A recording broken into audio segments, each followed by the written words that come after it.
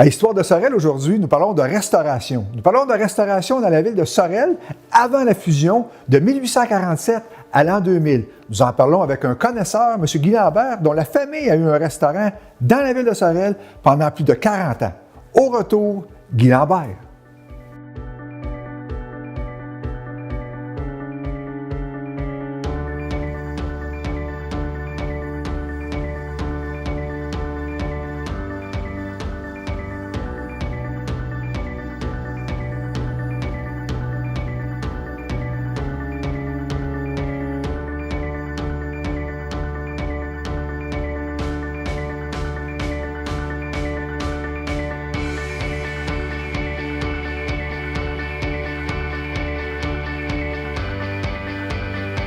Guy Lambert, bonjour de nouveau.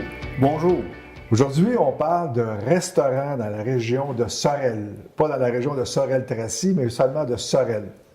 Et on parle d'une période particulière, 1847 à 2000, c'est-à-dire avant la fusion entre Sorel et Tracy.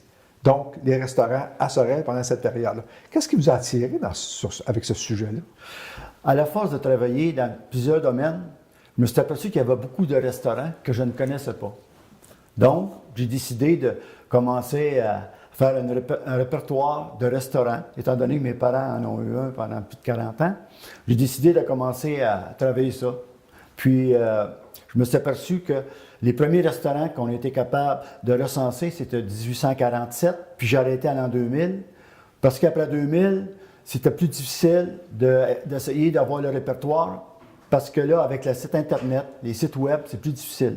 Okay. Tandis qu'au début, l'annuaire téléphonique faisait foi de tout, puis j'étais capable d'aller répertorier par le bottin téléphonique. Okay. Donc, tous les restaurants étaient dans les bottins. Il s'agissait juste d'être capable de trouver tous les bottins nécessaires à faire mon répertoire. Donc, les bottins. Oui, les bottins téléphoniques, c'était mon outil principal. 1847, avais-tu le téléphone à cette époque-là? Non, mais la presse, la Gazette de Sorel, elle a commencé le 13 août 1857 avec M. Georges Isidore Bach. Okay. Donc, j'ai commencé avec la Société historique à les fouiller dans les archives. Là, j'ai été capable de commencer à avoir le nom des hôtels. Puis dans le temps, les restaurants, c'était les premiers restaurants étaient dans les salles à manger des hôtels. Okay. Le premier hôtel que j'ai la preuve par un article de journal, c'est l'hôtel du Lion en 1847 à la place du marché et Adelphi Hôtel un petit peu plus loin, qui est l'article de journal de 1847. Donc, c'était un petit peu avant ça. Mais en 1787, déjà, avec le régime anglais, il y en avait des hôtels. Okay. Mais on ne peut pas trouver exactement les preuves pour ça. Donc, là, ce que vous faites, c'est que vous ouvrez les journaux de l'époque. Oui. Puis page par page. Oui. Page par page. C'est un travail de moine? Ben, disons que ça prend beaucoup de patience et beaucoup de temps. Il faut être passionné. Il faut être passionné pour ça. Puis, il faut être capable de dire qu'une journée, je vais là, je vais passer 3 heures ou 4 heures à Société historique, je sors de là, je n'en ai pas trouvé un. Okay. Une autre journée, je peux aller 1 heure puis en trouver 3-4 que je n'ai pas. Donc, vos deux sources de données, d'une part, a priori, ce sont les journaux de l'époque. Oui. Puis ensuite, l'annuaire téléphonique. L'annuaire téléphonique. Oui. Puis tout ça a été compilé. Tout ça a été compilé. Ça vous a donné une base de données de combien de restaurants? Bien, là, je suis rendu présentement à 570 restaurants. OK. C'est sûr qu'il m'en manque encore. J'en ai trouvé 1 ou 2 dernièrement. Mais ça va peut-être me rendre jusqu'à 600 normalement. Il ne faut pas oublier une chose. C'est que les Sorelois, c'est des amateurs de restaurants. Ça a toujours été un endroit de rencontre, où ils pouvaient échanger entre la famille ou rencontrer des amis. Qu'on pense simplement le dimanche matin, les restaurants, avant la pandémie naturellement, sont tous pleins. Le dimanche matin, puis même le samedi matin, les gens vont au restaurant déjeuner. C'est un rituel sorelois qu'il y a depuis plusieurs années. Mais en 1847, 1850, ça a l'air de quoi, les restaurants? Ah, les restaurants, ils étaient tous le long de la rue Reine. Les hôtels étaient tous le long de la rue Reine. Ça, c'est la rue qui longe la rivière Richelieu. Qui longe la rivière Richelieu. Je prends l'exemple de l'Hôtel Canada, qui est connu dernièrement, c'est un édifice à logement, mais qui a été depuis 100 ans. Toujours des hôtels. Le bateau accostait à la rue Reine, il faisait trentaine de mètres, il arrivait à l'hôtel, il y avait un bar, il y avait un hôtel, il y avait des chambres. OK. Donc, les marins, souvent, ils allaient manger là. Puis, ils pouvaient aussi prendre de la boisson. Fait que c'est pour ça que Sorel a été réputé pour être un endroit où il y avait beaucoup de lieux où on pouvait prendre des spiritueux et toutes sortes de boissons. Pour pas dire des lieux de perdition. Bon, ça devait seulement quelquefois arriver. Parce que la langue nous a fourchu, Guy Lambert. Disons qu'on est les bouchons, c'est pas pour rien. C'est quoi les grandes étapes? Je vous dirais qu'il y a eu beaucoup de restaurants. Il y a beaucoup de gens qui ne pensent pas ça, mais durant le temps de la guerre. OK. 39-45, Sorel était une ville très prospère. Il y avait plus de 10 000 personnes qui travaillaient pour les usines de guerre. OK. Donc, il y avait des restaurants. Les restaurants, il y en avait plein. Puis souvent, pendant le temps de la guerre, ça changeait. Une année, le monsieur avait, mettons, une cantine en 1939. En 1940, c'était quelqu'un d'autre. Ça faisait 1 an ou 2 ans, puis ça changeait tout le temps. C'est qu'est-ce qui me frappe le plus? C'est le changement rapide de commerce. Maintenant, si on regarde ça, il y a eu, on va revenir dans notre temps jusqu'à l'an 2000, il y a eu des restaurants qui durent très longtemps. Je prends le restaurant Boisvert, qui était des années, le restaurant Roux, le restaurant Lambert, qui ont duré 40 ans. Mais avant, dans ces années-là, ça faisait 1 an, 2 ans, 3 ans, puis ça changeait. Changeait d'endroit. Beaucoup de roulements. Énormément, puis souvent, comme je donne un exemple, le 23 Roi, juste à côté, maintenant c'est un stationnement à côté du restaurant de Fougas. OK. Il y a eu 9 Au restaurants point différents. d'Augusta et de Leroy. Non, un petit peu plus loin. petit peu Vers plus le loin? terminus d'autobus qu'il y avait OK. avant, station centrale. Il y a eu 9 restaurants dans une période de 15 ans. OK. 9 restaurants. Ça faisait 1 an, 2 ans. Ça changeait, il y a propriétaire. Puis là, ben, je veux dire, ça changeait tout le temps. Puis il y en a des fois qu'on les voit, comme M. Donat-Lavallée, lui, il a fait un restaurant de place. 2 ans après, il changeait de rue. Un autre restaurant, mais c'était toujours le restaurant Donat-Lavallée. Fait qu'il se promenait comme ça un peu partout. S'il y a eu un âge d'or, vous m'avez parlé de la guerre, c'est réellement... Oui, le temps de la guerre et surtout après les années 70, 70-90. 70, 90. Oui, 70 à peu près à 85-90. Pourquoi? Parce que la région de Sorel était prospère. Il y avait beaucoup d'emplois rémunérés, bien rémunérés. Puis les gens avaient de l'argent, puis ils sortaient au restaurant. Je donne un exemple. Au 44 Prince, il y a eu le restaurant à Terrasse chez Bouffi, Pop Goberger, la place du spaghetti, au 44. Il y avait 3 établissements dans le même... Ah oui, c'est ça. Après ça, à côté, au 46, mais il y a eu le Scully, un restaurant Scully, puis il y a eu un autre restaurant aussi, le bar Jimaro. Le restaurant Jimaro, il y en a eu 4 dans ce temps-là. À côté, au 48, il y avait le café Aleb Van Hout, Wilkie, puis il y a eu un autre café après, un autre café terrasse après. Mais 3 maisons différentes, 3 restaurants collés, puis ils faisaient tout leur compte, ils faisaient leurs frais, c'était plein. Ça Les voulait. gens, ils avaient de l'argent, puis il y avait plein d'emplois. Donc, ils en profitaient pour aller au restaurant, c'était un lieu de Donc, il y a rassemblement. un lien entre la population, la richesse relative de la population et la restauration. Et tout à fait, il ne faut pas oublier aussi que dans ces années-là, la population de Sorel était beaucoup plus jeune. OK. Donc, ça l'aidait beaucoup. Donc, là, on parle du lendemain de la guerre, on parle du baby-boom autour Oui. des années 60, avec ces gens-là qui sont arrivés, disons, des années 80. Là. Oui, exactement. Il y avait beaucoup de restaurants. Puis, dans le temps, il y avait des restaurants qui avaient plusieurs fonctions. Il y avait beaucoup qui avaient restaurant, épicerie. Je ne sais pas s'il y avait 2 personnes dans le restaurant, un pour le restaurant puis l'autre pour l'épicerie. Donc, une épicerie, là, l'épicerie qu'on connaît traditionnellement, là, puis il y avait un restaurant qui était annexé à l'intérieur. Oui. Puis les restaurants de l'époque, il y avait à peu près 10 mètres de large, entre 30 et 35 pieds. Il y avait une largeur, c'était tout en longueur, très étroit et fait en longueur. Parce que j'ai dans la tête l'ancien Woodward sur la rue Prince. L'ancien Woolworth était sur la rue Roi. Sur la rue L'ancien- Roi, je m'excuse, sur la rue Roi. Sur la rue Roi, oui. Mais c'est ça, il y avait des bancs, puis il y avait un bar, puis on pouvait manger là. Le plus bel exemple, des petits restaurants comme ça, si on prend le restaurant Nadeau qui était sur la rue Augusta, il y avait des banquettes, une rangée de banquettes, puis un bar, avec des bancs, puis il y avait un bar. Les gens mangeaient au comptoir, et il y avait une banquette. Ça, c'était la grande majorité des restaurants du temps, jusqu'en les années 60, c'était ça. Parce que les bâtisses étaient assez étroites. Donc, c'était toujours la même chose. On rentrait dans un restaurant, il y avait des banquettes, puis un grand banc. Donc, je ne sais pas, il y avait aussi des salles de pool avec des restaurants. Je reviens 30 secondes. Est-ce que c'était le modèle américain ou culturellement, on peut l'attacher à quelque chose? Ah, ben, les banquettes, c'est américain. C'est le modèle américain. Tout à fait. Les banquettes, ça vient des États-Unis. Les gens là, qu'est-ce qu'il y allait à la mairie dans des banquettes, des Howard Johnson, tout ça, du temps, des restaurants, c'est tout des banquettes. Puis quand on veut parler d'un restaurant familial, mais ça prend des banquettes pour que les gens puissent s'asseoir.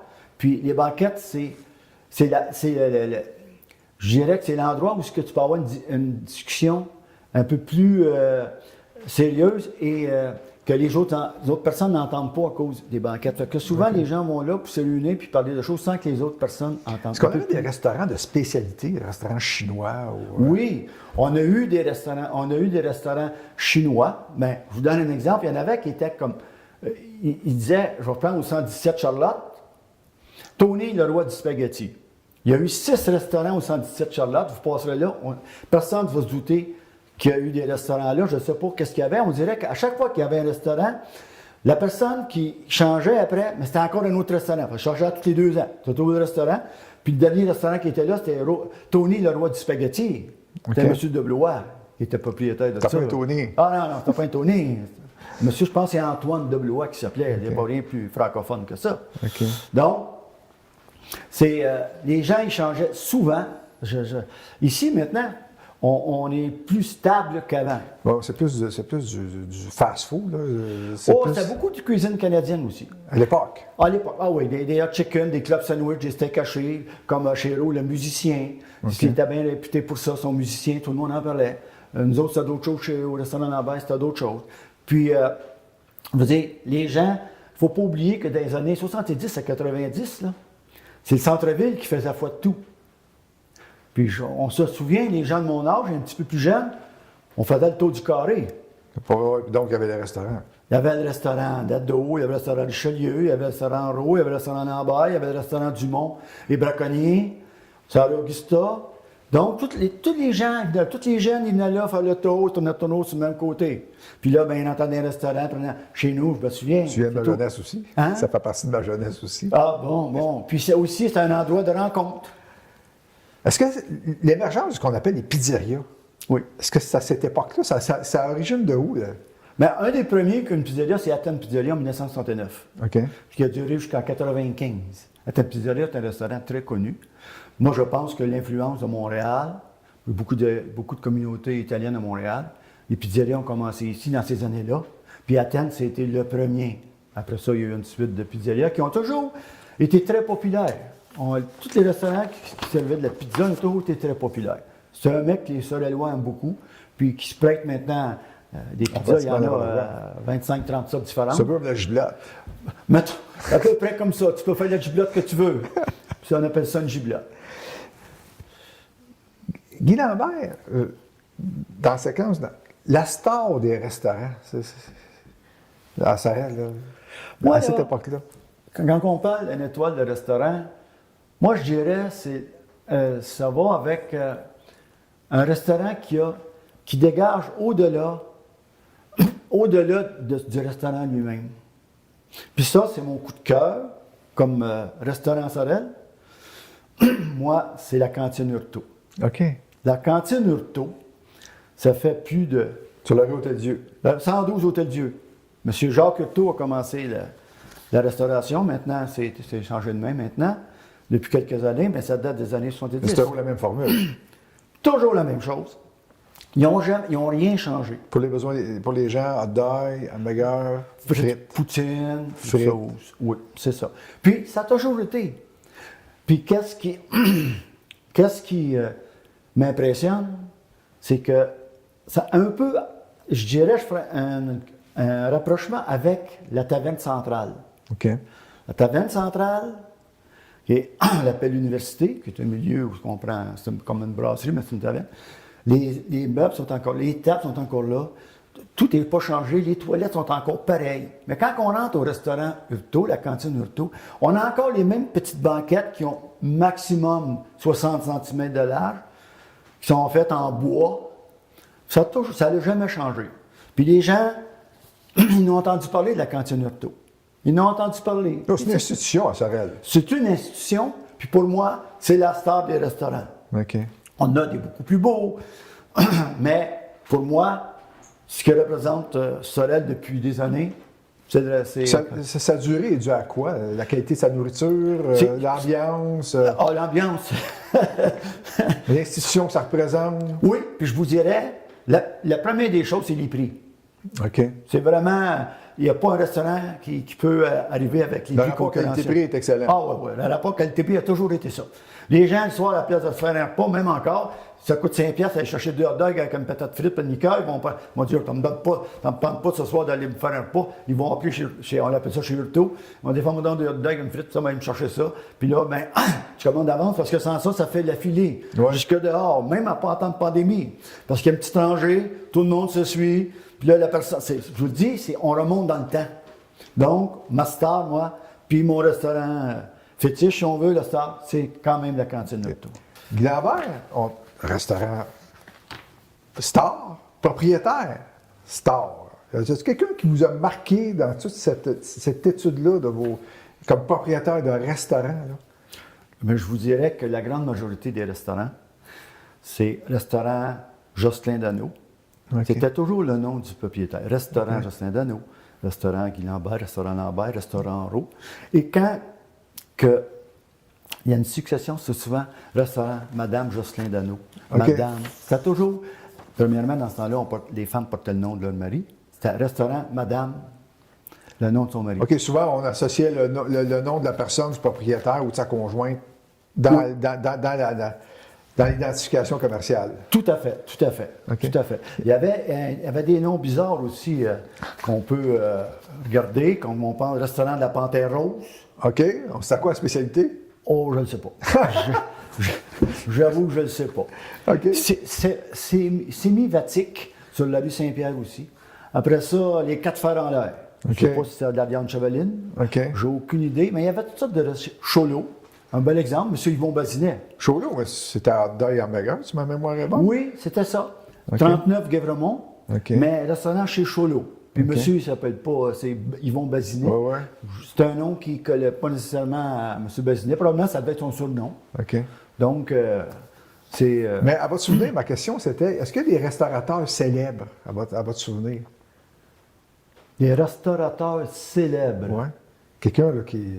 Par exemple, à La Fougasse, actuellement, là, on a les Boulets, là, qui sont, des gens connus. Là. Parce qu'à l'époque, il y avait aussi des stars, des propriétaires qui étaient reconnus, là, où c'était plus des gens de la famille, comme les Boisvert, par exemple. Oui.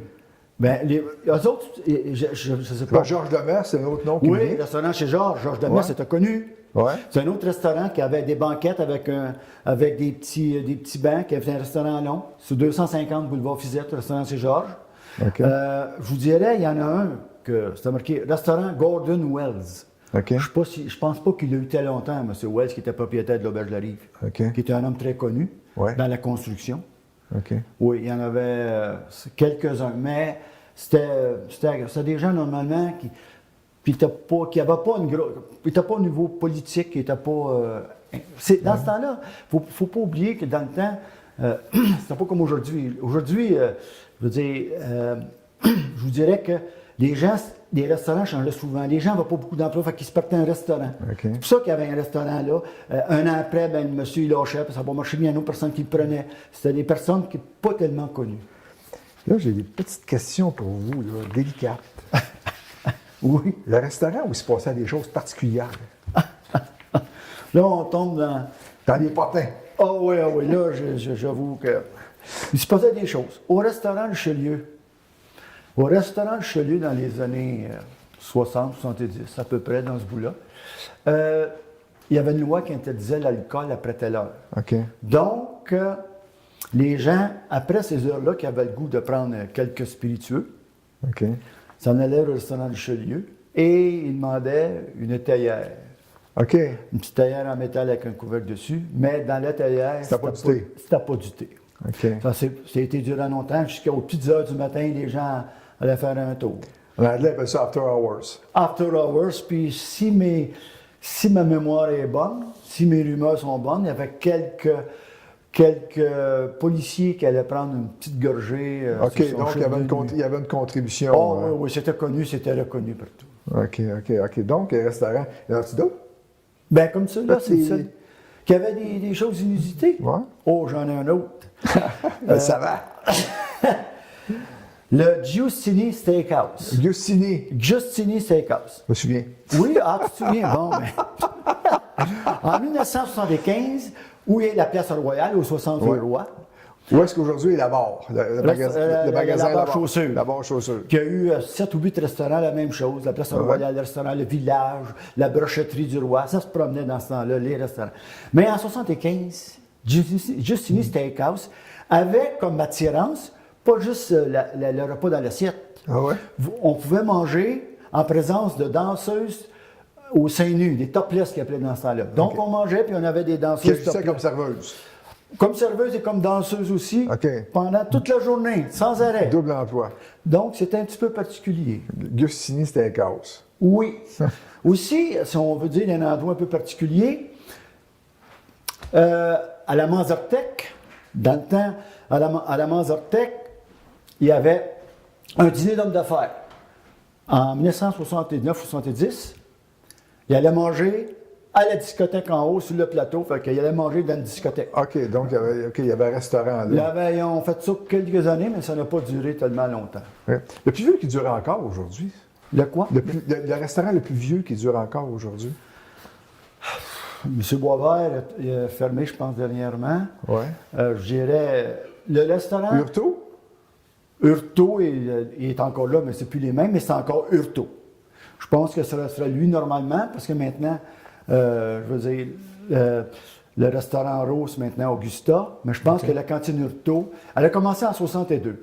Mais ceux qui ont duré plus longtemps, c'est le restaurant Lambert, qui a duré 43 ans. OK. Mes parents ont eu le restaurant pendant 43 ans. Ça a commencé en 1950. Ça a été en 97. Vous retirez quoi de ces années-là du restaurant Lambert, vous qui avez été directement impliqué? Mais c'est là que je rencontrais mes parents parce que la restauration dans ce temps-là, c'était très difficile. Mais le restaurant de mes parents, ils ont été longtemps ouverts 24 heures par jour. OK, 24 heures par jour. Oui. 24 heures par jour, ça veut dire que mes parents, des fois, ils travaillaient de jour, mais ils travaillaient de nuit souvent. Puis, quand je voulais aller voir, mais il fallait aller manger au restaurant. Moi, mes parents, ils l'ont eu quand j'avais 2 ans. OK. Donc, les premières années, c'était mes grands-parents qui s'occupaient de moi. OK. Parce que mes parents travaillaient 16-18 heures par jour. Ce que maintenant, les restaurateurs ne font plus. La plupart des gens, je prends juste le restaurant du Charme qui est à côté, un petit restaurant, 23. Il ouvrait à 5h30 le matin puis il fermait à 3h30 dans la nuit. OK. C'est 22 heures ouvertes Ouais. par jour, un petit restaurant. Donc, les restaurants, les qualités, je veux dire, les bénéfices du restaurant, c'est parce que les gens voulaient gagner leur vie. Au nombre d'heures, ils pouvaient arriver. Mais si on considère le nombre d'heures travaillées, c'était pas payant. Parce que. Donc, de tout temps, c'est un métier qui est difficile. Toujours été très difficile.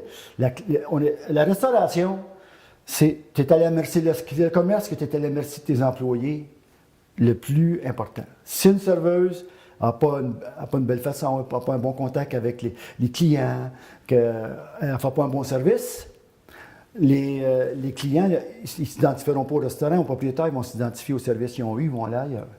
C'est pour ça que ça prend toujours une constance. C'est pour ça que les restaurants, que ce soit Boisvert, Roux, Lambert, tous les restaurants qui ont duré longtemps, c'est parce qu'ils ont eu une constance dans la nourriture. Quand je parlais tantôt dans la cantine Hurto, c'est toujours la même chose. Les gens vont là, ils savent qu'est-ce qu'ils vont manger.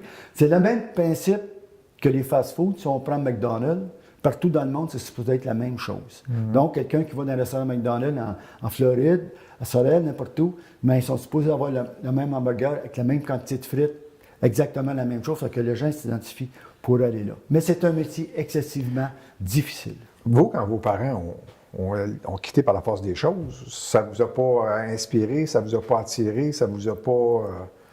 Ça m'a inspiré beaucoup à ne pas le prendre. Ça vous a inspiré beaucoup à ne pas le prendre, pour les raisons que vous mentionnez, notamment liées à la difficulté du métier. Ah, oui, puis pas juste ça aussi. Souvent, quand on voit faire ce qui se passe, c'est pas comme quand c'est tout nouveau, tout beau. Ah, j'aurais le goût d'essayer ça. Moi, j'ai vu ce que c'était. J'ai vu les sacrifices que mes parents ont faits. Et moi, je voulais avoir une vie différente de mes parents. Parce que c'est un petit monde dans le temps. Maintenant, c'est peut-être un peu différent. Mais dans le temps, quand un restaurant voulait fonctionner, il fallait qu'on soit là. OK. Maintenant, avec toutes les caisses électroniques, on peut être capable de contrôler un peu plus. On n'est pas toujours obligé d'être là. Mais dans le temps, c'était des petites factures en papier. Fait que si une serveuse décidait de voler, c'était très facile pour elle. OK. Elle avait incapable de marquer sa facture. C'est pour ça. Puis M. Roux, comme mon père, était toujours là. OK. C'est le plus bel Donc, c'est exemple. la façon de contrôler la dépense puis les entrées et les sorties d'argent. Tout à fait, tout à fait. Un repas à 1,25 $, là, c'était courant. On pouvait faire 10-15 sous de profit par repas. OK. Donc, si vous ne voulez pas qu'on se fasse, commencer à se faire Donc, voler. si on se ramène au temps d'aujourd'hui, compte tenu de la période pandémique qu'on vit, je pense que vous comprenez de façon particulière les gens qui vivent de la restauration et qui sont dans des situations souvent difficiles. Je comprends très bien, je sympathise avec eux. S'ils peuvent ouvrir au moins. Là, c'est ce qui a été aidé un peu certains restaurants, c'est qu'ils peuvent faire le service à livraison ou à emporter. Ça l'aide momentanément, mais ils ne peuvent pas. Puis même, je le disais la semaine passée dans une revue, il y a 10 000 restaurants au Canada qui ne rouvriront plus jamais leurs portes. OK. Donc, c'est très difficile. C'est très difficile. ça. C'est un don de soi, c'est une vocation. Guy Lambert, on arrive au terme de l'entrevue. Qu'est-ce que vous retirez de toute cette étude-là, de 1847-2000? C'est quoi la ligne de force, la ligne directrice que vous retirez? Une admiration, par exemple, pour les gens qui ont œuvré dans la restauration? Qu'est-ce que vous retirez? Je dirais que ces gens-là ont le souci, premièrement, ils aiment le public. C'est des gens qui aiment le public. Deuxièmement, c'est des gens qui ont la passion, qui croient à ce qu'ils vont faire, parce que ça demande tellement de sacrifices que souvent, comme je disais tantôt, que les restaurants, il y en a beaucoup qui essayent ça. Ah, les restaurants, je vais essayer ça, ça ne durera pas un an, ils trouvaient que c'était difficile, puis tout ça. Maintenant, je pense qu'il y a des outils pour les aider. Puis je pense que Sorel, c'est une ville qui a toujours été bien représentée par les restaurants. On a toujours du très bons restaurants et on a encore des très bons restaurants. Donc, on est réputé pour ça. Puis ça continue aussi. On a une fierté d'avoir des bons restaurants. Puis je pense que la population le rend bien. Moyennant même concernant l'âge de la population, je pense que les gens ils apprécient beaucoup les restaurants qu'on a dans notre région. Écoutez, Guy Lambert, on termine ce cycle de 3 ans, de 3 émissions. Au nom de l'Histoire de Sorel, au nom de la Société historique Pierre de Sorel, au nom d'IPIX TV, je vous remercie infiniment de ces 3 belles entrevues que nous avons faites ensemble. Un mot de la fin? Oui, s'il vous plaît, je voudrais vous remercier, M. Dano. Vous m'avez permis de venir expliquer aux gens l'histoire de la ville de Sorel, donner un peu de fierté à nos Sorelois. De même que M. Manning et IPIX TV pour la qualité et professionnalisme de son travail. Et aussi, j'ai pu faire ces travaux-là grâce à 4 personnes qui m'ont beaucoup aidé. Premièrement, Mme Louise Deschenaux, qui est décédée récemment. M. André Deschenaux, qui m'a prêté certains annuaires téléphoniques que je n'avais pas. M. Denis Saint-Martin, qui m'a aidé aussi. Oui. Et M. Claude Belrose, qui m'a aidé dernièrement. J'avais un petit oubli, qui me rafraîchit la mémoire rapidement. Les gens de la Société historique? Les gens de la Société historique, naturellement, avec la gentillesse légendaire et le souci de toujours plaire à la clientèle. Donc, sans ces personnes-là, je n'aurais pas pu être ici aujourd'hui. Guy Lambert, on vous remercie. Ça me fait plaisir.